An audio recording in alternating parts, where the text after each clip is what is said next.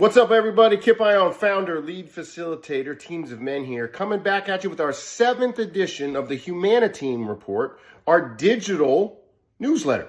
This week, we're going to share with you 3 more major sections in this episode, discussing ways and activations and knowledge learned that coaches of male sports teams across the country, we believe, can use tomorrow in their next setting with their male athletes to help drive a reimagined manhood, to help drive unlearning of the man box, to help build men in their team room of emotional fluency, empathy, and a healthy manhood who go forward in the world to become quality husbands, fathers, sons, brothers, and members of society. As always, like, subscribe, and follow our YouTube channel here as we're putting out weekly content that we think can help, whether you're in a middle school all the way through a collegiate level sport. While we talk a lot about football and basketball, we do have partners in baseball. We do have partners in soccer. We do have partners in lacrosse, and we're always trying to expand our roster of coaches and programs we're working with because we believe in the platform of sports to help build better men, and in doing so, make a better, more holistic, authentic, empathetic, emotionally fluent society. Teams of Men, the HuMANiTEAM Report, Episode 7. All right, to start off, Coach, we've got an article that we're going to share with you, and we'll cut away to it here in the section so you can see the kind of the headline and the image that was attached to it, by Michael Savage in the February edition of The Guardian. And it really starts off discussing the plight of a young man, and they give him an anonymous name, Billy, who was really navigating and being harmed constantly by the bullying he's experiencing at school, from verbal taunting, progressing to physical violence, and ending with a sexual assault at the hands of other boys his age in the school. It painted a picture that too often I think coaches of male athletes dismiss as, well, it's not likely to happen to my guys. You know, they're tough, they're strong, they're in the weight room, they can't be bullied. But that discounting for the moment, the rampant falsehoods as conditioned by the man box in such a statement imply like, oh, because I'm strong, I could never be a victim of abuse. I could never be a victim of sexual assault. All that is bullshit. You absolutely could. It also flies in the face of what we are given in the article by Michael Savage as statistics emerging around the dangers unveiling themselves in schools across the globe. According to one study done by she was published in The Observer, there's a 40% increase in sexual assaults and rape in school-age kids. And what's probably even more scary is that rise has coincided with a similar rise in these harms and these sexual assaults and rape in school-age kids happening on school campuses. So when all of us across the world are sending our kids to school, we already know about the plights and dangers from gun violence. Now we've got to keep in mind that they could be running into and experiencing or witnessing gender violence.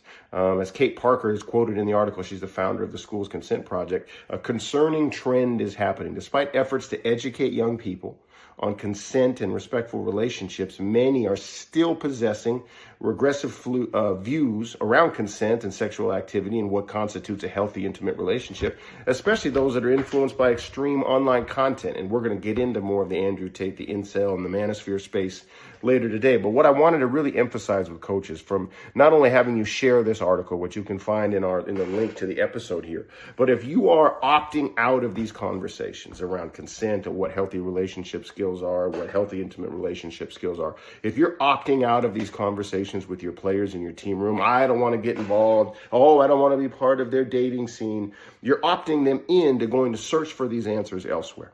And that's something we just got done talking about with coaches at the Final Four in the NABC convention, where we presented on the 5 urgent needs of male athletes. And one of those needs and one of those things throughout surveys and research across the country that was released in 2023, especially by Equimundo, and It's on Us, we found that male athletes are desperate for learning and want to show up in spaces as good people. They want to not cause harm. They want to be educated on consent. They want to have healthy sexual relationships with their partners that don't blur any lines, but they don't get that information from K through 12 education due to a number of factors. And they don't get it from us if we keep opting out. So if you're not onboarding Teams of Med type conversations, if you're not creating space for experts on your campus to come in and discuss consent with your players, to discuss what a healthy relationship looks like. And by the way, when we say relationships, we're not just pigeonholing that to you talking to your players about their girlfriends. We're not just pigeonholing that to you talking about intimate partner relationships. They're healthy relationships exists with how they treat each other, exists with how they interact with you, exists with how they interact with teachers on campus, exists with how they interact with friends that aren't on the team, exists with how they interact with their parents. All those are relationship skills. And if you can build into them a healthy respect, you can build into them a empathy for others, you're going to find that you are contributing to preventing the rise in this gender violence we're seeing that this article paints. So once again, I would encourage everyone to take a look at Michael Savage's article, the February edition of The Guardian, which we'll link to in this podcast, and share it with your staff, read it with your players, and react with your players.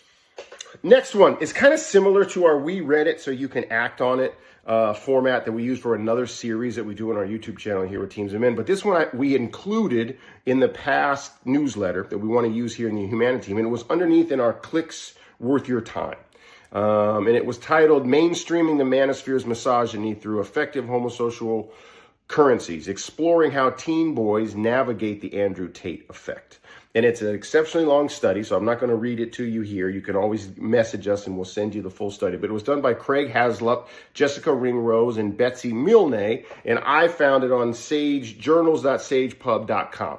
And it was during the summer of 2022, 2023 was some of their research. But I'm going to give you 3 takeaways, okay, from their conversations with young men, probably the age of the people in your team rooms, if you're a high school or college coach, around Andrew Tate, one of the most famous misogynist, sexist people on the planet, the manosphere, which is an ecosystem, a digital ecosystem existing that young men can be exposed to on social media and YouTube and different websites they can find, and incels, involuntary celibate men who blame their lack of intimate partner relationships on women and go about a lot of committing gender violence in the name of women owe them their bodies. A horrible ecosystem of people. But this study dove into what are young men saying about the Andrew Tates of the world. So I'm going to give you 3 main takeaways as we go through here.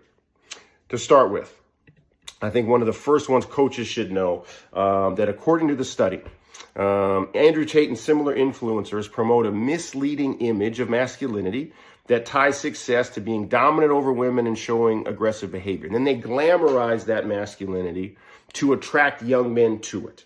And as we've talked about with Teams of Men, and we can do this work with your team in person, or we can activate you with slides and information to use, they really police and force young men into the idea of the man box, that they can only have value through sexual conquest, multiple, not singular partners, many partners, that they can only have value in the amount of money they make in their paycheck, and they can only have value in the materials they have. So we think it's vital as a coach to discuss the harmful effect of these ideas, to help either bring us in or let us help you blow up the man box in your team room and engage your guys in discussions. But you know what healthy manhood is? You know what a reimagined positive masculinity is, fellas? It's full of respect, empathy, and treating people equally. And that showing them the true strength lies in emotional intelligence and respect for everyone.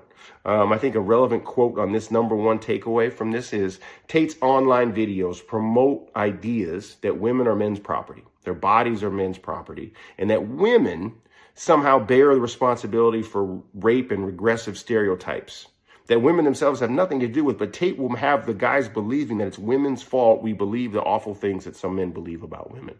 So this is number 1 that I think you can activate. We can help you. It's why we exist, is to blow up this concept that is peddled online in the manosphere. Number 2, a big takeaway from this study that I think is vital for coaches of male athletes. The social media helps spread negative content quickly because it often pushes controversial and divisive topics. We know the algorithms push forward the extremes. This makes it easy for young men to come across and be influenced by harmful messages. So this goes back to what we talked about in the first part of this episode, that if you are opting out of these conversations, it will take your players in your room, 5 seconds to find this side of the debates, discussions, and videos about it. So as a coach, we think it's vital you encourage your athletes to think critically about what they see online. Discuss how influencers work, discuss algorithms. Let them know that how things show up in their feed is not truthful about what the world actually is.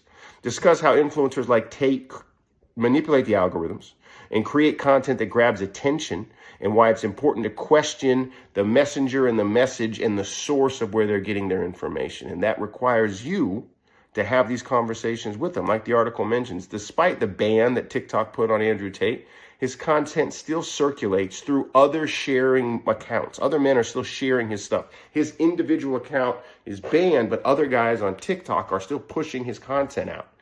And through his, account on video platforms like Rumble or his podcast that's on Spotify, he's still making headlines, and he's still probably finding a way to connect with the hearts and minds of your players. You are the one best suited to counteract that, and we can help. Number 3, the last takeaway that I want you to have from this study, reminder, it's called Mainstreaming the Manosphere, exploring how teen boys navigate the Andrew Tate effect.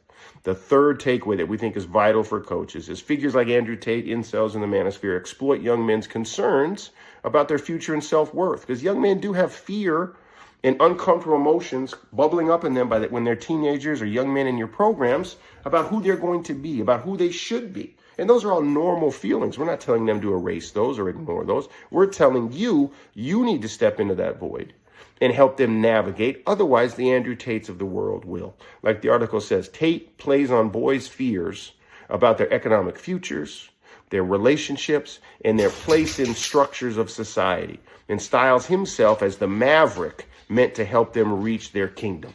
And this is where we have got to be in the arena.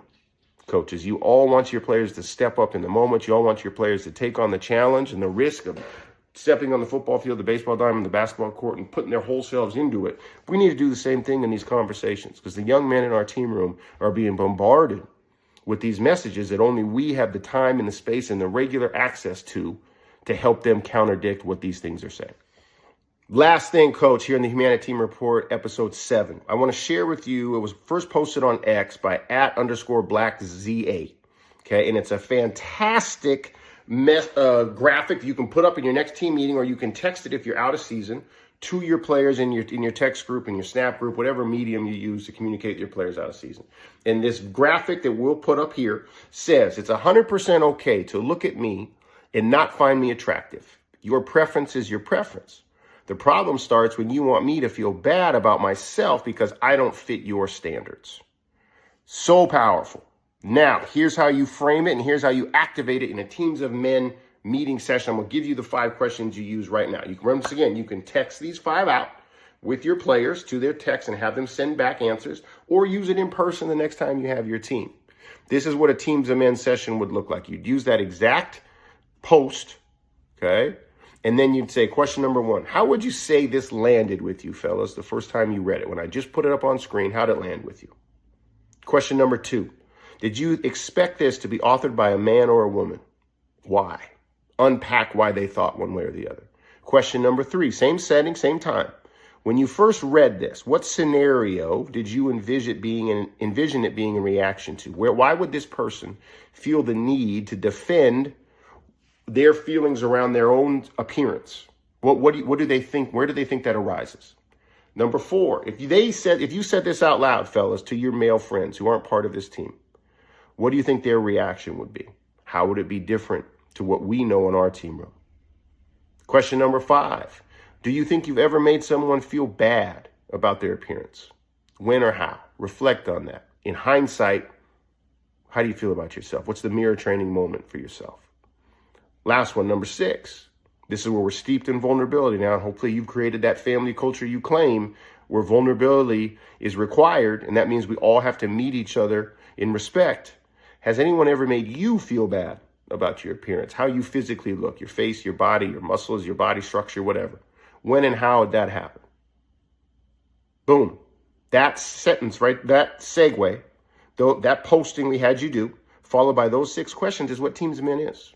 That's how we take current events, current posts, and we contextualize it and frame it for you to help your men examine themselves, their belief systems about themselves, and build reps in vulnerability, reps in curiosity, reps in empathy, and go forward now with a better toolkit to make decisions when something like this might happen again. And there you have it, Coach, our latest HuMANiTEAM Report, the digital edition, number 7 for us here at Teams of Men. We hope you got a lot of use out of it. We think we shared with you 6 questions you can use to debrief a Twitter post that was trending. We shared with you 3 takeaways from a fantastic study done to examine the threat that misogynists, the manosphere, and the Andrew Tates of the world present to your players and how to combat it in your team room. And we went over the rise and the percentage increase in sexual assault, gender violence on school campuses, and gave you some ideas of why you need to wade into the discussion and help your guys help avoid and lower those numbers. As always, like, follow, subscribe our YouTube channel, Teams of Men. We'll see you next time.